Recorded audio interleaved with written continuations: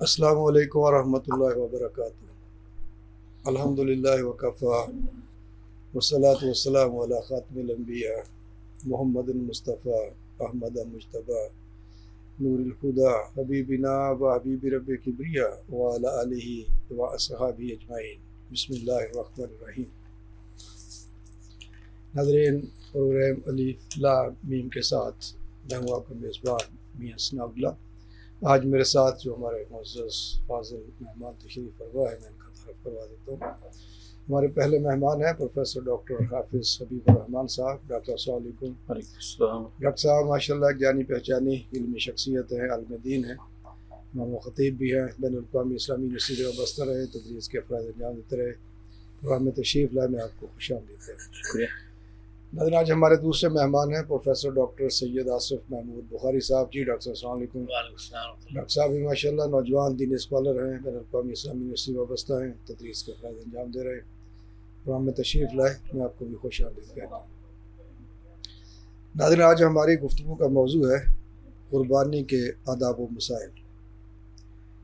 جی ناظرین، چند دن کے بعد انشاءاللہ ہم نبی علیہ السلام کی سنت مطہرہ پر عمل کرتے ہوئے اپنے جانوروں کو عید الاضحیٰ کے موقع پر اللہ کی راہ میں قربان کریں گے، اور یہی سنت سیدنا ابراہیم علیہ السلام کی ہے اور ختم النبیین محمد کریم صلی اللہ علیہ وسلم کی سنت ہے۔ اس سنت کو سنت موقدہ بھی کہا جاتا ہے، اور بعض علماء اکرام کے نزدیک یہ عمل صاحب حیثیت لوگوں کے لیے واجب ہے کہ وہ قربانی کریں۔ نبی صلی اللہ علیہ وسلم کی تعلیمات سے اس کا پتہ چلتا ہے۔ چونکہ یہ ایک عبادت ہے تو ظاہر ہے کہ ہر عبادت کے کچھ آداب ہوتے ہیں، کچھ طریقے ہوتے ہیں، تو اس عبادت کے بھی کچھ آداب ہیں اور کچھ مسائل بھی ہیں، اور سب سے بڑا ادب اس عبادت کا تو یہ ہے کہ قربانی کی اصل روح کو جانا جائے، جیسے باقی عبادات کی اصل روح کو جانتے ہیں، اور اللہ رب العالمین نے جیسے باقی عبادات کے حوالے سے رہنمائی کر دی ہے، فرما دیا ہے، اسی طرح سے اس اہم ترین عبادت کے حوالے سے بھی یہ فرما دیا کہ اس عبادت کی روح بھی تقویٰ ہے، اس لیے کہ اللہ کو نہ اس کا گوشت پہنچتا ہے، لن ینال اللہ لحومها ولا دماؤها ولکن ینالہ التقویٰ، تو اللہ کو صرف تقویٰ جو ہے تمہارا، اللہ رب العالمین کہتے ہیں، وہ پہنچتا ہے، خون اور گوشت نہیں پہنچتا ہے، وہ تو ہم خود استعمال کرتے ہیں۔ تو لہٰذا تقویٰ کے حصول کے لیے جن آداب کا جاننا ضروری ہے وہ ان سے آگاہی ہو، اور پھر اس منزل کو طے کرنے کے لیے جو مال اللہ کی راہ میں ہم خرچ کر رہے ہیں، ظاہر ہے کہ وہ مال ہے جس کی بنیاد پر ہم پھر وہ جانور خریدتے ہیں، وہ بھی مال ہے، اس کو اللہ کی راہ میں خرچ کرتے ہیں، تو اس کے بارے میں بھی جاننا ضروری ہے کہ وہ کیسا ہونا چاہیے اور کس طرح کا ہونا چاہیے، اس کے عیوب نہ ہو، ان سے پاک ہو۔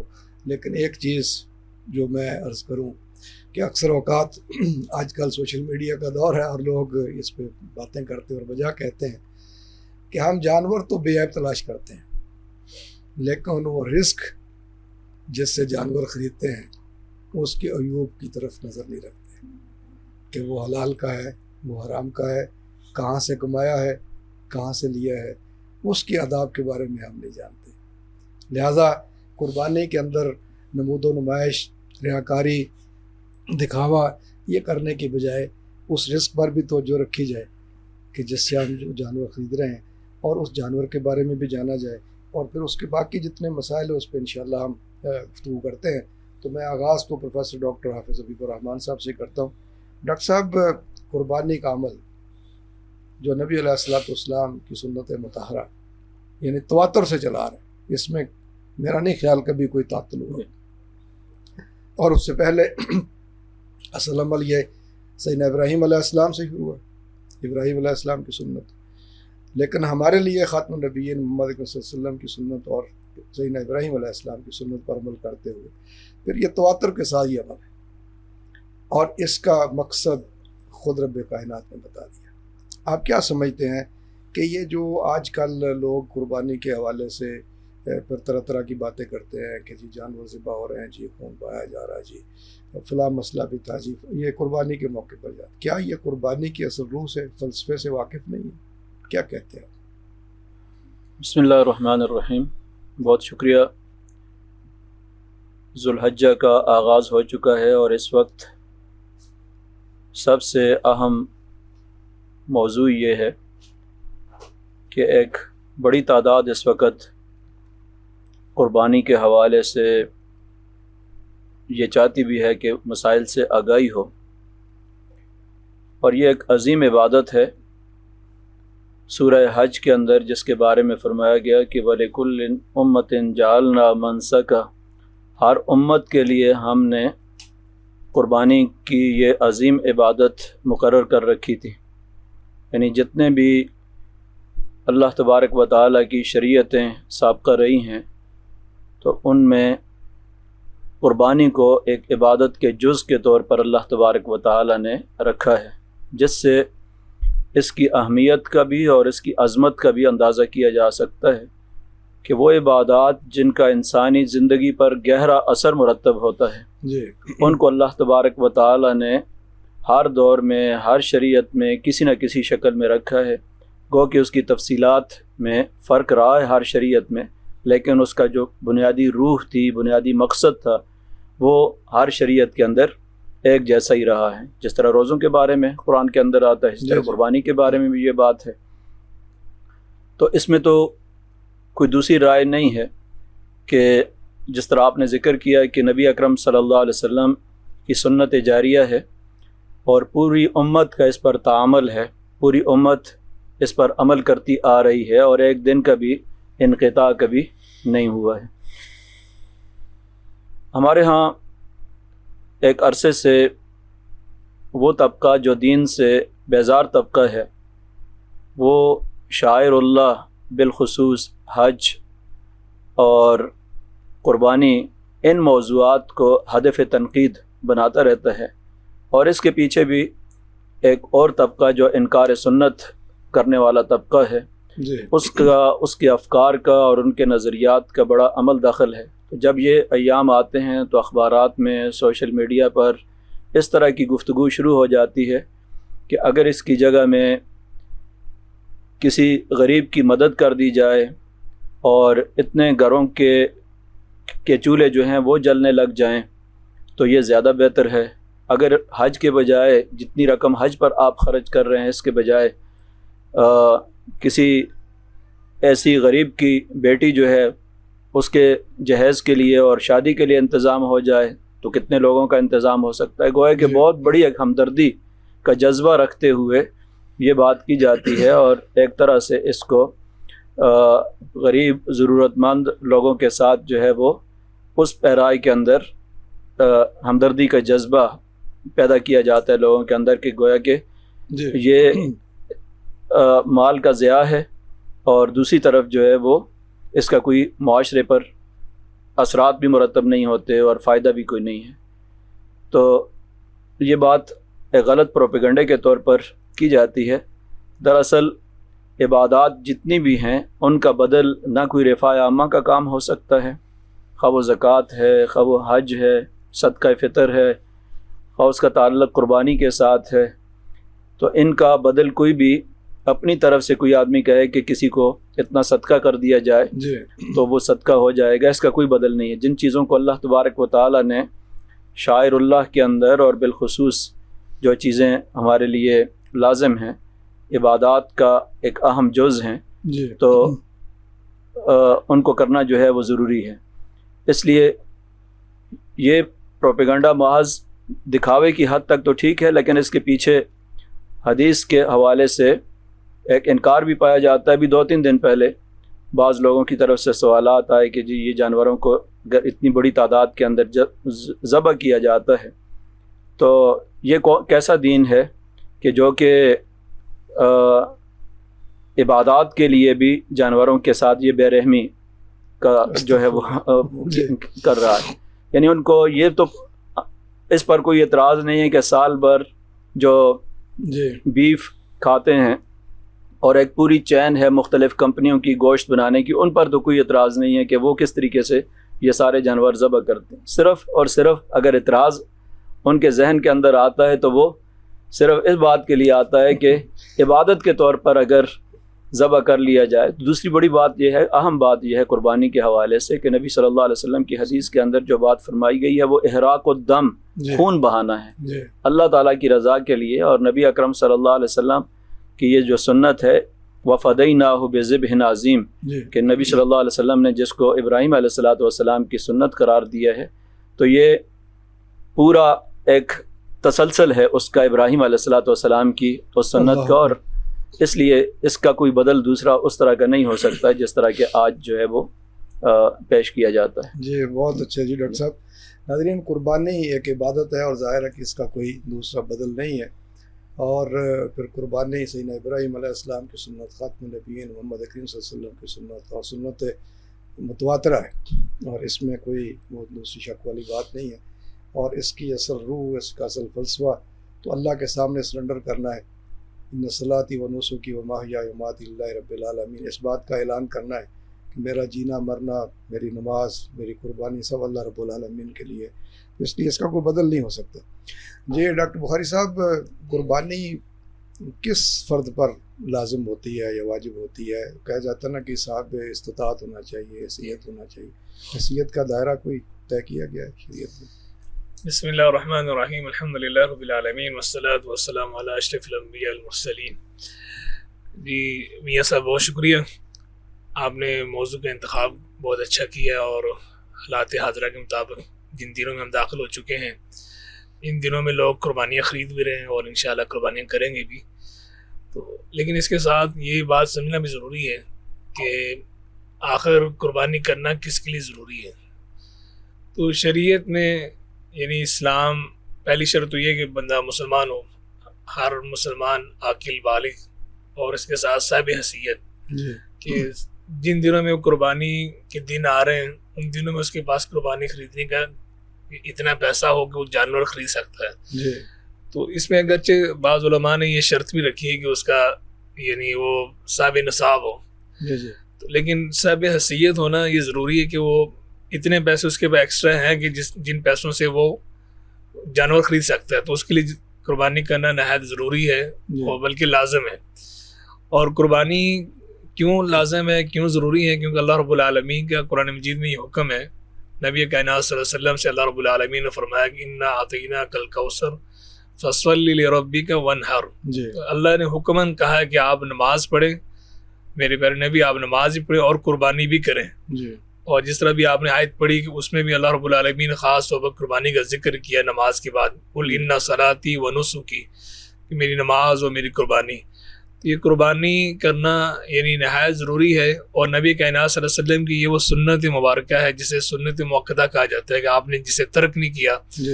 صحابہ کرام بیان کرتے ہیں کہ اقام رسول اللہ صلی اللہ علیہ وسلم بالمدینہ عشرۃ سنین، یعنی مدینہ میں نبی کریم صلی اللہ علیہ وسلم 10 سال رہے، اور آپ نے یعنی ہر سال قربانی کی. یعنی 10 سال میں کبھی ایسا سال نہیں آیا کہ جس سال میں آپ نے قربانی نہ کی ہو. اور ایک پوچھنے والا آ کر پوچھتا ہے سیدنا عبداللہ بن عمر رضی اللہ تعالیٰ عنہ سے کہ کیا قربانی کرنا واجب ہے؟ تو انہوں نے بڑے اچھے انداز میں جواب دیا، کہا کہ ضحى رسول اللہ صلی اللہ علیہ وسلم والمسلمون، کہ نبی کریم صلی اللہ علیہ وسلم نے بھی قربانی کی ہے، اور آپ کے دور میں جو صحابہ کرام تھے، مسلمان تھے، انہوں نے بھی قربانیاں کی ہیں. اس نے پھر اصرار کیا، کہا کہ مجھے یہ بتائیں کہ واجب ہے یہ کیا ہے؟ تو آگے سے انہوں نے بڑا اسے ڈانٹا اور کہا کہ اتعقیل، کیا تجھے عقل نہیں آ رہی؟ کیا میری بات آپ کو سمجھ نہیں آ رہی؟ کیا تیرے لیے اتنا کافی نہیں ہے کہ ضحى رسول اللہ صلی اللہ علیہ وسلم والمسلمون، کہ نبی کائنات نے قربانی کی اور مسلمانوں نے قربانی کی، اس لیے ہم بھی قربانی کرتے ہیں. یہ قربانی ایک ایسی سنت ہے کہ جسے کرنا باعث اجر و ثواب ہے، اور جو نہیں کرتا یعنی جب صاحب حیثیت، یعنی دیکھیں ہمارے ہاں یعنی جس طرح ڈاکٹر صاحب بیان کر رہے تھے، قربانی پہ تنقید کرنے والے آج کے دور میں بہت زیادہ لوگ ہیں جو قربانی نہیں کرتے اور جو کر رہے ان پر بھی تبرہ کرتے، تنقید کا نشانہ بناتے انہیں.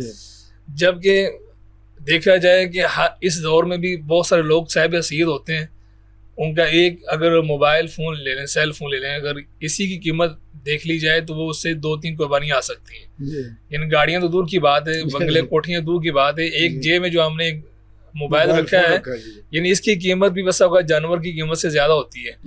تو یہ صاحب حیثیت لوگ ہیں لیکن قربانی نہیں کرتے ہیں، تو ان کے بارے میں نبی کائنات صلی اللہ علیہ وسلم کی بڑی سخت وعید ہے. آپ نے فرمایا من وجد ساعۃ ان یضحی، جس کے بعد یعنی وسعت ہے کہ وہ قربانی کر سکتا ہے، فلم یضحی، وہ پھر بھی قربانی نہیں کرتا. آپ نے بڑی وعید فرمایا فلا یقربن مصلانا، اور ایک حدیث میں والا یحد مصلانا، کہ وہ ہماری عیدگاہ کی طرف بھی نہ آئے. یعنی عید پڑھنے کی اسے اجازت نہیں ہے، یعنی قربانی کی حیثیت بھی ہے اور پھر بھی قربانی نہیں کرتا ہے، تو اس کے لیے یہ سخت وعید ہے کہ وہ نماز پڑھنے کی اس کی اجازت نہیں ہے. سخت وعید ہے جی. ناظرین دیکھیں جیسے ڈاکٹر صاحب نے فرمایا، لہٰذا اس پر بات چیت کرتے ہوئے ذرا محتاط ہی رہنا چاہیے، اور قربانی کرنے کی اور اس کی اصل روح تک پہنچنے کی جاننے کی کوشش کرنی چاہیے. ڈاکٹر صاحب، قربانی کا جو جانور خریدا جاتا ہے آج کل تو میڈیا کا دور ہے، اس میں بڑی وہ دکھاوا بھی جاتا ہے جناب، اور اس کی میرا خیال بنیادی شرائط پتہ نہیں پوری ہو رہی نہ ہو رہی ہوں، لیکن وہ ایک جو کہ جاذب نظر ہے، بڑا فربہ ہے، اور اس پہ پھر ویڈیو اور فلمیں بنتی ہیں اور وہ دکھائی جاتی ہیں، اور قیمت بھی پھر اس کی وجہ سے آسمانوں پہ چڑھتی. کوئی شرائط رکھی ہیں شریعت نے جانور کیسا ہونا چاہیے؟ جی بالکل. یہ قربانی کے جانور کے حوالے سے اہم ترین حصہ جو ہے اس کی شرائط سے متعلق ہے، بالخصوص اس کی جو شرعی عمر ہے. شریعت نے جو اس کی عمر کا تعین کیا اور صحت کے حوالے سے جو تعلیمات اور ہدایات دی ہیں وہ اہم ترین ہدایات ہیں.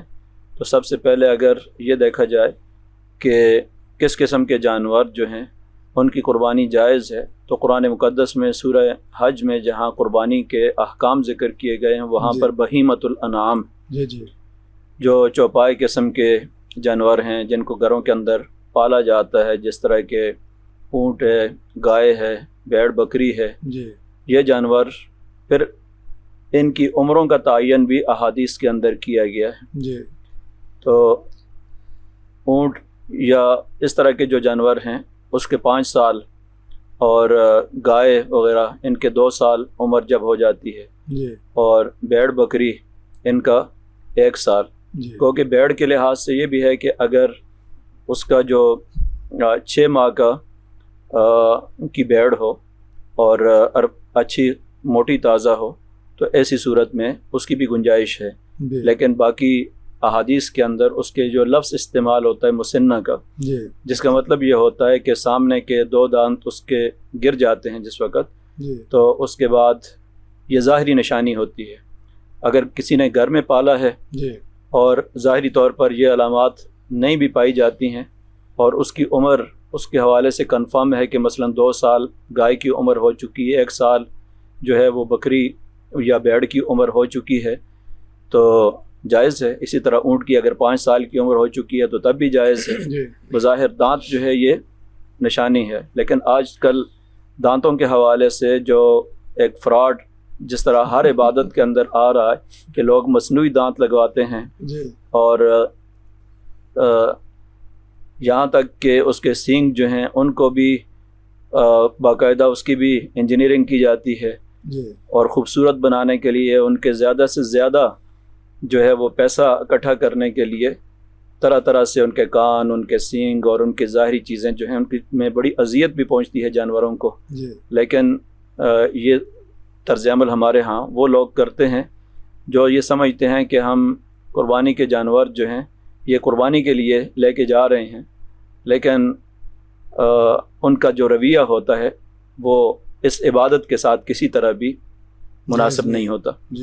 تو ایک تو یہ ہمارے معاشرے کی بدقسمتی ہے کہ عبادات جو ہیں اس کو ایک سیزن تصور کیا جاتا ہے، خوب پیسہ کمانے کا ذریعہ تصور کیا جاتا ہے. خود بھی قربانی کرتے ہیں، لیکن قربانی کے جو اصل روح جس طرح بھی ذکر کیا گیا، جو مقصد ہوتا ہے کہ اللہ کے ساتھ ایک تعلق پیدا ہو اور تقوی پیدا ہو، اللہ تعالیٰ کے احکام کی تعمیل تو یہاں بھی کرنے کی ضرورت ہے کہ لوگوں کو صحیح جانور جو ہے وہ درست جانور، صحت مند جانور ہو، صحیح عمر کا جانور ہو.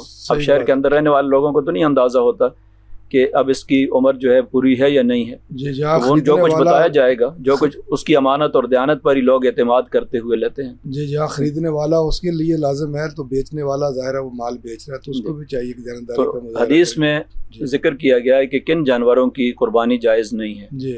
نبی اکرم صلی اللہ علیہ وسلم نے فرمایا کہ ایسا جانور جو کہ جس کی آنکھ کے اندر عیب ہو، کانا ہو، جی. اور اس کا کانا پن جو ہے بالکل واضح ہو، یعنی بعض اوقات جو ہے آنکھ اندر کو دنسی ہوئی ہوتی ہے یا سفیدی آ جاتی ہے، ایک آنکھ اس کی بینائی مکمل طور پر ختم ہو جاتی ہے، تو اس طرح کے جانور کی قربانی جائز نہیں ہے.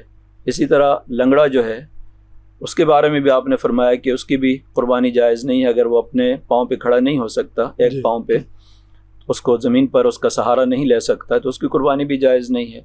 اور یا اس قدر کمزور ہو چکا ہے کہ اس کے اندر گودا نہیں رہا ہے، لاغر ہو چکا ہے اس قدر، جی. تو اس طرح کے جانور کی قربانی بھی جائز نہیں ہے. یا دائمی مریض ہے، بیمار جانور ہے، تو بہت بوڑھا ہو چکا ہے، جی. تو اس طرح کے جانور کی بھی قربانی جائز نہیں ہے. تو ان سب کے پیچھے جو اصل روح یہ ہے کہ اللہ تعالیٰ کے راستے میں ایسی چیز قربان کی جائے جو آپ کو سب سے زیادہ محبوب چیز ہے، اپنی محبوب ترین چیز اور عمدہ چیز اللہ تبارک و تعالیٰ کے راستے میں خرچ کی جائے. وَلَا تَيَمَّمُوا الْخَبِيثَ مِنْهُ تُنْفِقُونَ، ناکارہ چیز جو ہے اللہ تعالیٰ کے راستے میں نہ دی جائے، بلکہ جس چیز کو دیتے ہوئے انسان جو ہے وہ سمجھتا ہے کہ یہ اس کا محبوب ترین مال ہے. تو یہاں ایک محبت کا تقاضا ہے کہ انسان اللہ تعالیٰ کے راستے میں ایسی چیز قربان کرے جو کہ محبوب چیز ہے. لَن تَنَالُوا الْبِرَّ حَتَّىٰ تُنْفِقُوا مِمَّا تُحِبُّونَ، تم نیکی کی حقیقی روح جو ہے اس کو حاصل نہیں کر سکتے جب تک کہ اپنی محبوب ترین چیز اللہ تعالیٰ کے راستے میں خرچ نہ کرو. تو ظاہر ہے کہ یہ دیکھنا کہ آسان قربانی کے نام سے آج کل اس طرح کی چیزیں جو اشتہار آتے رہتے ہیں، اس میں سب سے بوڑھے جانوروں کو اور لاغر قسم کے جانور ہوتے ہیں، ان کو لا کر ایک صرف رسمی کارروائی پوری کی جاتی ہے، فارمیلٹی پورا کی جاتی ہے. تو یہ فارمیلٹی کی چیز نہیں ہے، بلکہ اللہ کے راستے میں اپنے محبوب چیز کو قربان کرنے کی بات ہے. جی بہت خوب. جی ناظرین، ڈاکٹر صاحب نے رہنمائی فرمائی ہے. بہت سے مسائل انشاءاللہ ہم کوشش کریں گے کہ اس مختصر سے پروگرام میں بتا دیں، لیکن بہت سے مسائل شاید رہ جائیں. تو یہ لازم ہے کہ آپ اپنے علاقے کے مفتی صاحب سے، عالم دین سے جو علم رکھتا ہو، صرف امام مسجد ہونا کافی نہیں ہے، جس کو شریعت کا علم بھی ہو، اس سے ضرور جانے کہ میں نے قربانی کرنی ہے اور میں نے یہ عبادت کرنی ہے، تو مجھے اس کی اثر روح کے بارے میں، جانور کے بارے میں ضرور بتائیے، اور نمود و نمائش سے، ریاکاری سے بچے، اس لیے کہ یہ عبادت کی اثر روح کو خراب کرنے والی ہے. ایک چھوٹا سا وقفہ لیتے ہیں، وقفے کے بعد پھر حاضر ہوں گے، ہمارے ساتھ رہیے. جی ناظرین، وقفے کے بعد ایک مرتبہ پھر آپ کی خدمت میں حاضر ہیں، اور آج کا ہمارا موضوع بہت ہی اہمیت کا حامل ہے، قربانی کے آداب و مسائل. کچھ آداب بھی ہیں، کچھ مسائل بھی ہیں، کچھ چیزیں یہ دونوں حضرات نے بتائی ہیں.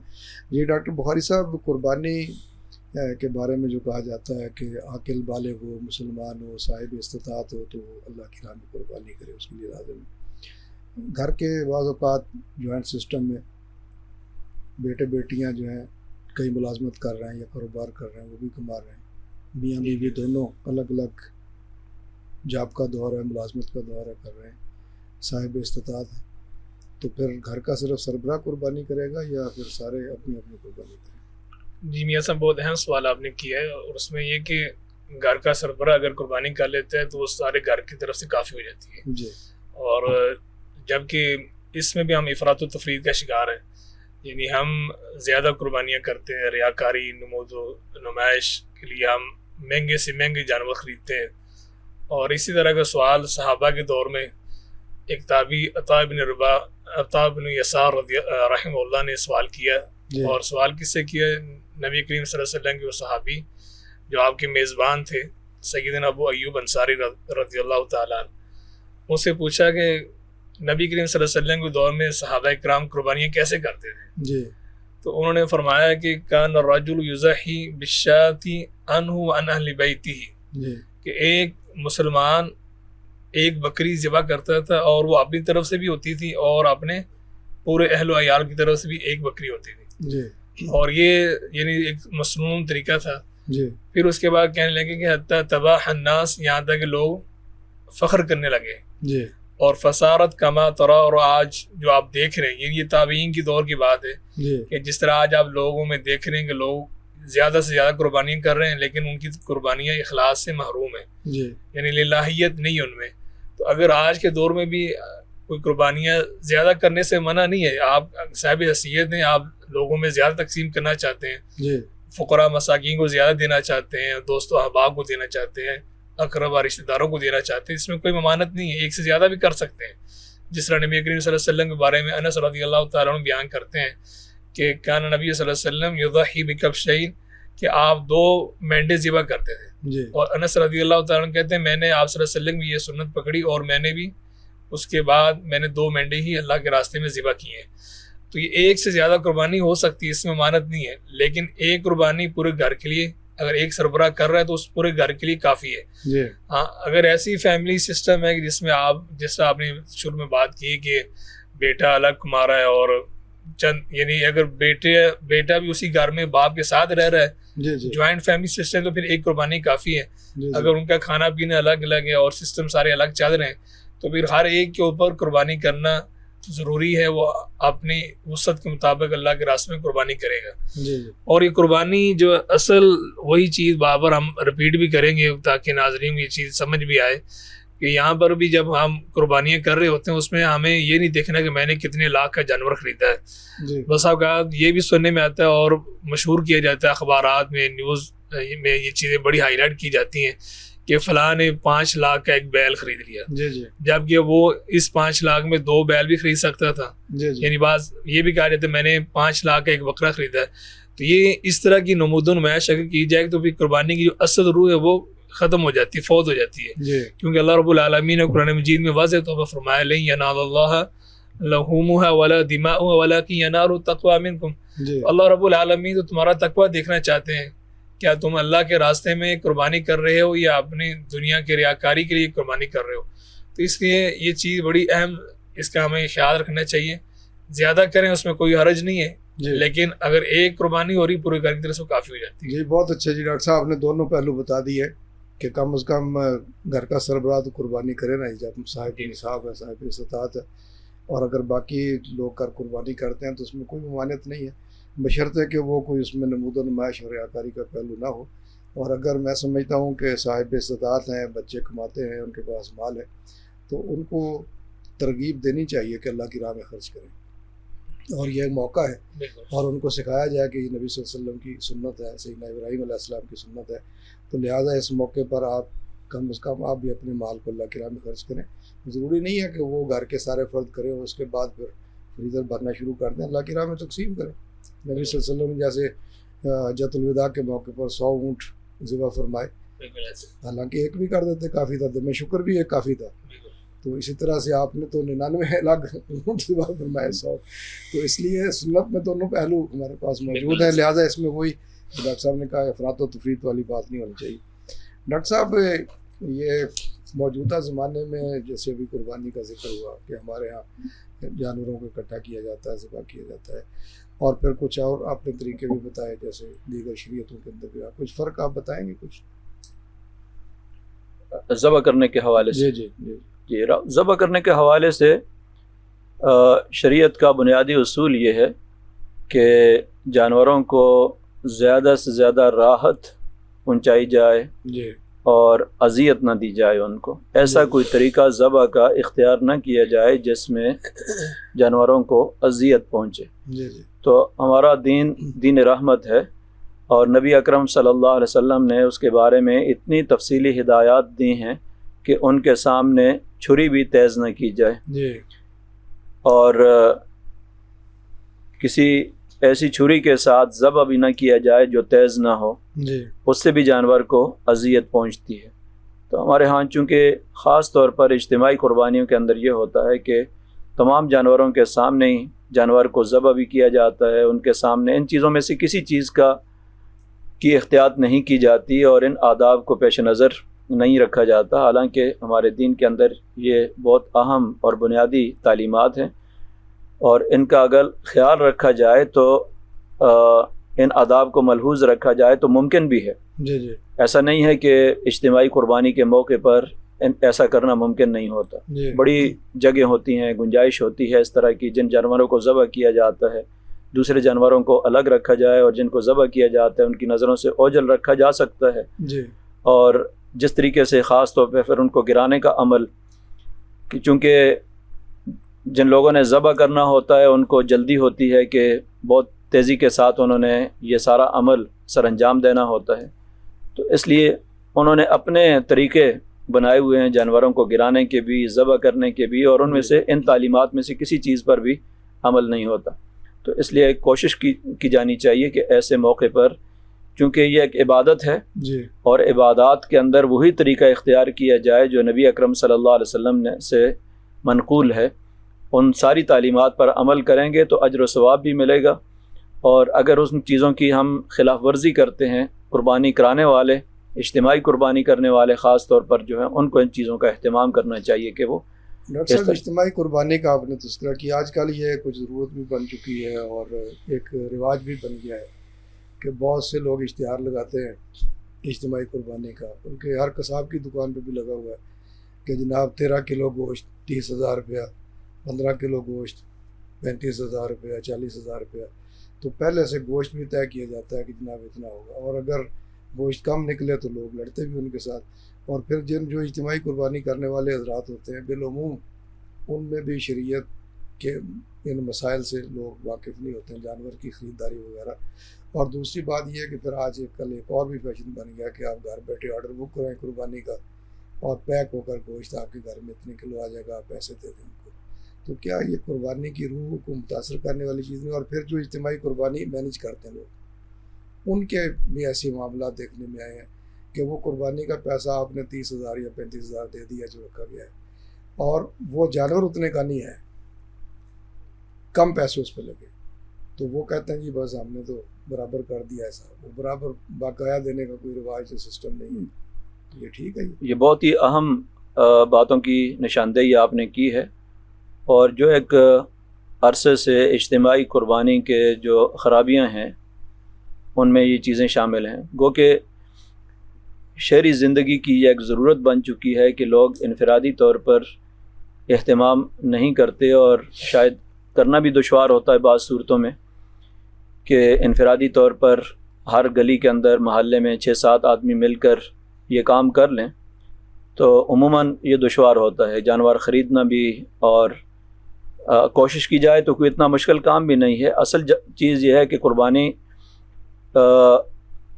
جو قربانی کے ایام ہیں ان سے پہلے لے لی جائے، اس کو کھلایا پلایا جائے، اس کو موٹا تازہ کیا جائے، اور اس کے بعد جو اس کے ساتھ ایک انس بھی پیدا ہو جاتا ہے، اس جانور کو اللہ تعالیٰ کے راستے کے اندر قربان کیا جائے. تو یہ اس سے قربانی کی جو اصل روح بھی ہوتی ہے کہ اس وقت جب آدمی موجود ہوتا ہے اس کا خون بہاتا ہے، اور خون بہاتے وقت وہ کلمات کہتا ہے کہ پروردگار، یہ بسم اللہ پڑھتا ہے اور کہتا ہے کہ اللہم من کا ولک، اللہ پروردگار یہ تیرا ہی مال تھا اور تیری خاطر میں قربان کر رہا ہوں اس کو. اس کے پیچھے پوری ایک اسپرٹ، پوری ایک روح ہوتی ہے جو کہ اس قربانی کے ساتھ تعلق رکھتی ہے.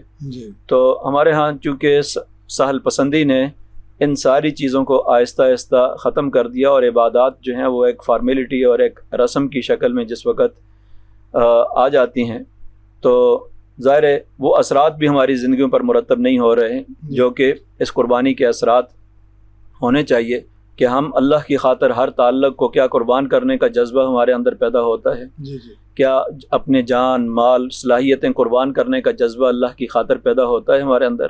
اس لیے تو نہیں ہوتا کہ جب ہم یہ سمجھتے ہیں کہ قربانی میں ہمارا حصہ 10-15 کلو جو گوشت ہمیں ملنا ہے بس وہ مل جائے، اور قربانی کے نام پر قربانی بھی ہو جائے، ہمیں کوئی حرکت نہ کرنی پڑے اس کے لیے، اور گھر سے باہر قدم بھی نہ رکھنا پڑے. تو ظاہر ہے کہ یہ دین اس طرح کا دین نہیں ہے جس کے اندر ڈاکٹر صاحب اجتماعی قربانی کے نام پر جو لوگ اس طرح کرتے ہیں، یہ امانت کا دیانت کا مظاہرہ نہیں کرتے، لوگوں کو ان کے پیسے واپس نہیں کرتے ہیں. یہ اہم مسئلہ ہے کہ جس تنظیم کو، خواہ وہ سیاسی سماجی تنظیم ہے یا فلاحی تنظیم ہے یا مذہبی تنظیم ہے، جو یا کوئی کمپنی ہے جو یہ کام کر رہے ہیں، پہلی بات تو یہ ہے کہ ان کو خود بھی شرعی احکام سے آگاہی ضروری ہے ان کے لیے، اور ایسے لوگوں پر لوگوں کو اعتماد کرنا چاہیے جن کو شرعی احکام کا علم ہے. یعنی اس کو محض پھینکنے والی بات نہیں، اپنے سر سے بوجھ اتارنے والی بات نہیں کرنا چاہیے. یہ قربانی دینے والی کی بھی ذمہ داری ہے کہ وہ کن لوگوں پر اعتماد کرتے ہیں. اور دوسری اہم بات اس کے اندر یہ ہے کہ جس شخص کو ذمہ دار بنایا جاتا ہے، وہ کمپنی ہے یا تنظیم ہے، وہ وکیل ہے اس کی طرف سے. اور پہلے ہی سے اگر کسی نے کہہ دیا کہ جتنے پیسے بچ جاتے ہیں اس کو آپ کسی بھی ضرورت کے لیے استعمال کر سکتے ہیں تو پھر تو ٹھیک ہے. لیکن اگر اس نے لم سم لے کر وکیل کی حیثیت سے لم سم لے لیے اور اس کی اجازت کے بغیر جتنا رقم بچ گئی ہے اپنے پاس رکھ لی، تو یہ اس کے لیے ناجائز اور حرام ہے. اس کی اجازت کے بغیر اگر وہ اس کو استعمال کرتا ہے تو وہ ناجائز ہے، الا یہ کہ اس نے پہلے سے اجازت دے رکھی ہو کہ جو پیسے بچ جائیں گے اس کو آپ کسی بھی ضرورت کے لیے استعمال کر سکتے ہیں، نادار لوگوں کی، غریبوں کی، ضرورت مندوں کی، یا اس کے انتظامی اخراجات کے اندر. انتظامی اخراجات تو خود بخود اس کے اندر شامل ہوتے ہیں، لیکن یہ جو بچ جاتے ہیں اور اگر کم ہو جاتے ہیں تو تب بھی اس کی ذمہ داری ہے کہ کمی کی صورت میں وہ کہے کہ پہلے ہی بتانا چاہیے کہ کم ہوں گے تو ہم اتنی رقم آپ سے وصول کریں گے، اور اگر بچ گئے تو ہم آپ کو واپس کر دیں گے. یہ ہونی چاہیے بنیادی طور پر اصولی لحاظ سے یہ ایک ضابطہ طے ہونا چاہیے. الا یہ کہ صراحتاً اگر وہ اجازت دے دیتا ہے کہ بچ گئے تو یہ آپ کے. جی ڈاکٹر بخاری صاحب، قربانی کا جانور ذبح کرنے کا صحیح وقت کب سے شروع ہوتا ہے، کیا کیا جائے اور کب تک؟ جی، قربانی کا جو وقت ہے صحیح وہ تو عید کی نماز کے بعد ہے. لیکن عمومی طور پر آج کل ہمارے یہاں کسائی سے ٹائم لیا جاتا ہے، تو کسائی صبح صبح پہنچ جاتے ہیں. اور گلیوں میں نے خود دیکھا ہے، اسلام آباد کے اندر بھی اور دیگر دیہات میں بھی، تو وہ یعنی لوگ اس چیز کا خیال نہیں رکھتے، وہ نماز سے پہلے ہی ذبح شروع کر دیتے ہیں. جبکہ نبی کائنات صلی اللہ علیہ وسلم نے ایسی قربانی کو قربانی کنسیڈر ہی نہیں کیا. اور حضرت برا رضی اللہ تعالیٰ عنہ کہتے ہیں کہ میں نبی صلی اللہ علیہ وسلم کے ساتھ تھا اور ہم نے نماز پڑھی، تو جیسے نکلے تو میرے خالو نے قربانی کی ہوئی تھی، یعنی نماز سے پہلے ہی قربانی کر چکے تھے. تو نبی کریم صلی اللہ علیہ وسلم نے فرمایا تلک شاۃ لحم، یہ جو تم نے قربانی کی ہے نا تو یہ خالی گوشت ہے، یہ کھانے کے لیے کی گئی ہے. آپ نے بلکہ اسے حکم دیا کہ اور قربانی بھی کرو. اس کے بدلے میں آپ قربانی کا وقت ابھی شروع ہوا ہے، آپ کو ایک اور قربانی کرنی چاہیے. انہوں نے کہا یا رسول اللہ میرے پاس تو آپ اس کیٹیگری کا جانور نہیں ہے، ایک چھوٹا مینڈا ہے، کیا میں اسے ذبح کر سکتا ہوں؟ تو آپ نے اسپیشل اس کو اسے رخصت دی اس وقت، کہا کہ ہاں تیرے لیے جائز ہے کہ آپ تو اس مینڈے کو جو اس ایج کو نہیں پہنچا اس کو بھی آپ اللہ کے راستے میں ذبح کرو. اور پھر آپ صلی اللہ علیہ وسلم نے پوری امت کو یہ بتایا کہ آپ نے فرمایا کہ من ضحى قبل الصلاۃ، جس نے نماز عید سے پہلے جانور کو ذبح کر لیا، آپ نے فرمایا کہ وہ قربانی نہیں ہے. اور جس نے عید کی نماز کے بعد ذبح کیا، آپ نے فرمایا اصاب سنت المسلمین، اس نے مسلمانوں کی جو سنت ہے جس کو میں نے اجاگر کیا ہے، جو میں آپ کو بتا رہا ہوں، سنت ابراہیم، اصل سنت ابراہیمی نماز عید کے بعد ہے.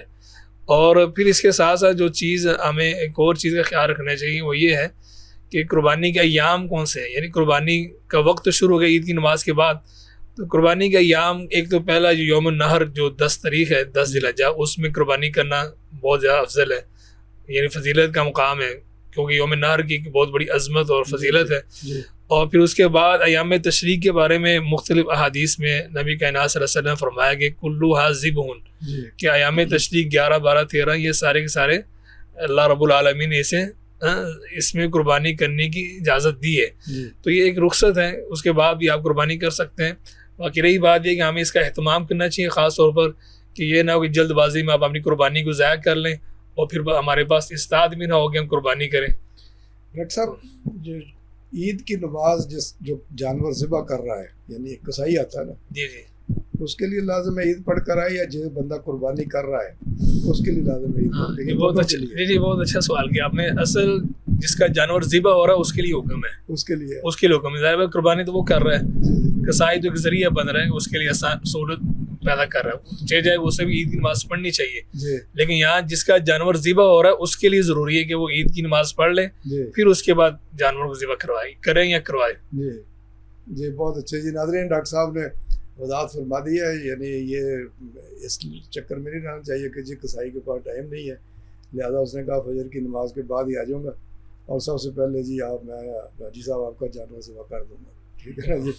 تو اس چکر میں رہے حاجی صاحب پہلے نماز عید پڑھ کے آئیں، پھر جانور ذبح کریں، اور کوشش کریں کہ اپنے ہاتھ سے چھری پھیریں، خود ذبح کریں اور کسائی سے کہا اب اس کی کھال اتارو. اگر یہ ہمت استعداد نہیں ہے، حوصلہ نہیں ہے، تو پھر کوشش کریں کسائی بھی وہ ڈھونڈیں کہ جو عید کی نماز پڑھ کر کے ہیں. کیونکہ آج کل عید کے موقع پر خاص طور پہ بعض اوقات پتہ ہی نہیں ہوتا کہ جو کسائی پھر رہے ہیں یہ مسلمان بھی ہیں کہ نہیں ہیں. ہاں بالکل. انہوں نے وہ کلاڑیاں اور چھریاں اٹھائی ہوتی ہیں، لکڑی کے پیس اٹھائے ہوتے ہیں اور جگہ جگہ بیٹھ جاتے ہیں کہ جی ہاں جی جانور قربان کروا. تو یہ عبادت ہے. یہ بھی دیکھ لیں کہ وہ ذبح کرنے والا جو ہے اس کو بھی شرعی آداب کا پتہ ہے کہ نہیں پتہ ہے. یہ تو فتویٰ ڈاکٹر صاحب دیں گے جو کہ مفتی ہیں کہ کیا غیر مسلم سے ذبح کروایا جا سکتا ہے یا نہیں، اس لیے کہ اس نے تکبیر بھی پڑھنی ہے، دعائیں بھی پڑھنی ہے. اور 3 دن جو ڈاکٹر صاحب نے بتایا کہ 10 11 12 جو ہمارے ہاں عموماً قربانی کی جاتی ہے، پہلا دن افضل ہے، 11 12 جو ہے پھر اس میں تو دن رات آپ قربانی کر سکتے ہیں. اور عموماً ہمارے ہاں 12 کی مغرب سے پہلے کر لیتے ہیں. 13 کی ڈاکٹر صاحب کہہ رہے ہیں رخصت ہے، لیکن ہمارے ہاں اس کا یہاں پر عام طور پر رواج نہیں ہے، اور 12 کی مغرب سے پہلے ہم ختم کریں. ڈاکٹر صاحب ایک چیز اور فرما دیجیے، خواتین کا قربانی کرنا کہ کیا نبی علیہ الصلوۃ والسلام کے عہد مبارک میں امہات المومنین نے، صحابیات نے، ان کی طرف سے قربانی کی گئی یا انہوں نے قربانی کروائی اپنی طرف سے؟ کہ اصولی بات تو یہ ہے کہ جس طرح ابھی ڈاکٹر صاحب نے ذکر بھی کیا کہ جو صاحب استطاعت ہے، خاتون اگر ہے تو وہ بھی دے، اگر مرد ہے تو وہ بھی صاحب استطاعت ہے تو اس کو بھی دینا چاہیے. جی. اس میں یہ فرق نہیں کیا گیا ہے کہ صرف صاحب استطاعت مرد ہی ہو تو وہی دے گا، صاحب استطاعت عورت ہے جی تو وہ بھی، اس کو بھی دینا چاہیے، اس پر بھی لازم ہے. حضرت فاطمہ رضی اللہ عنہا کے بارے میں آتا ہے کہ نبی اکرم صلی اللہ علیہ وسلم نے ہدایات دی کہ جب آپ کی قربانی ہو تو آپ کو وہاں پر موجود ہونا چاہیے. جی. یعنی موجودگی کے بارے میں نبی اکرم صلی اللہ علیہ وسلم نے یہ بات فرمائی. اس سے معلوم ہوتا ہے کہ نبی اکرم صلی اللہ علیہ وسلم کے دور کے اندر خواتین کی طرف سے بھی قربانی دی جاتی تھی اور دینی بھی چاہیے. اس میں شریعت نے کسی قسم کا کوئی فرق نہیں رکھا ہے مرد اور عورت کی قربانی میں. ظاہر ہے کہ دونوں اللہ کے ہاں روحانی مدارج طے کرنے کے لیے برابر ہیں، دونوں کے دروازے کھولے ہوئے ہیں اور یکساں رکھا ہوا ہے. ڈاکٹر صاحب گوشت کی تقسیم کے حوالے سے یہ ہمارے ہاں بڑی افراط و تفریط پائی جاتی ہے. بعض لوگ بڑے سخت ہوتے ہیں، وہ کہتے ہیں کہ جی گوشت جو ہے نا اس کو 3 حصے کرنے ہیں، اور پھر یہ ہے کہ اس کو پہلے وہ ملائیں سارے کو اور پھر اس میں وہ کریں. یعنی اور بعض کہتے ہیں کہ نہیں کوئی بات نہیں 3 حصے کرنے ہیں، چلیں یہ ذرا بچوں کو زیادہ پسند ہے گھر میں پکا لیں، یہ تقسیم کر دیں. اور اس کی برعکس بھی ہے، کچھ کہتے ہیں کہ جی وہ تو پہلے زمانے میں تھا اور پھر دوسرے زمانے میں یہ ہو گیا اپنا فریزر باندھنے کی اجازت ہے. جی میاں صاحب، ڈاکٹر صاحب نے آیت پڑھی تھی لن تنالوا البر حتی تنفقوا مما تحبون. اللہ رب العالمین نے تو کلیئر کٹ کہہ دیا کہ تم اس وقت تک نیکی کو نہیں پہنچ سکتے جب تک تم وہ چیز اللہ کے راستے میں خرچ نہیں کرتے جسے تم پسند کرتے ہو. تو اس میں تو یہ کوئی شک نہیں ہے کہ آپ جب اللہ کے راستے میں دے رہے ہیں تو وہ اچھا دیں گے تو اللہ اس کو قبول کرے گا. تو یہ اچھا دینا، اچھا گوشت تقسیم کرنا یہ ضروری ہے.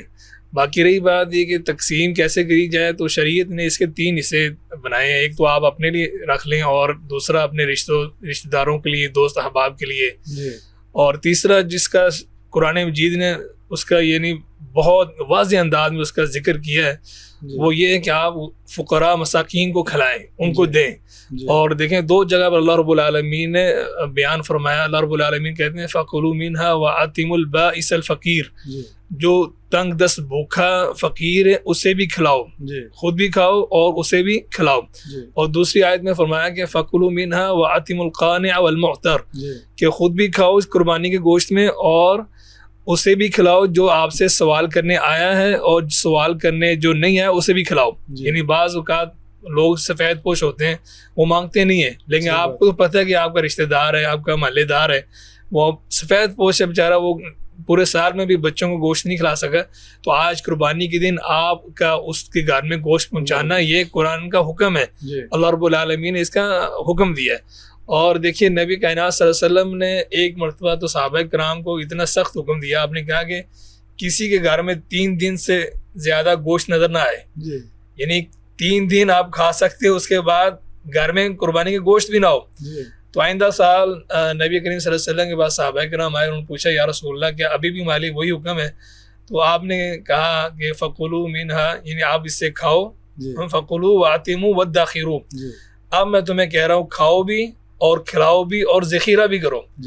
اور پھر آپ نے فرمایا کہ جب میں نے سختی کی تو اس کی ایک وجہ تھی، وہ یہ تھی کہ کان بالناس جہد، اس وقت لوگوں کے حالات بڑے ٹائٹ تھے، تنگ دست تھے، فقیر لوگ تھے، یعنی 61 سالی کا زمانہ تھا. تو میں نے اس وقت چاہا کہ ان تعینوا، کہ تم لوگوں کی مدد کرو، یہ نہ ہو کہ تم سارا گوشت خود ہی رکھ لو اور لوگوں کو نہ کھلاؤ. تو اس لیے گوشت کے تقسیم کرنے میں ہمیں وسعت ظرفی کا مظاہرہ کرنا چاہیے، فراخ دلی کا مظاہرہ کرنا چاہیے. جس طرح کہ آپ اپنے بچوں کے لیے کھلا رہے ہیں، آپ دوسروں کو بھی کھلائیں. ثواب اصل یہی ہے نا کہ آپ اچھے سے اچھا گوشت لوگوں میں تقسیم کریں اور اس کے 3 حصے بنائیں.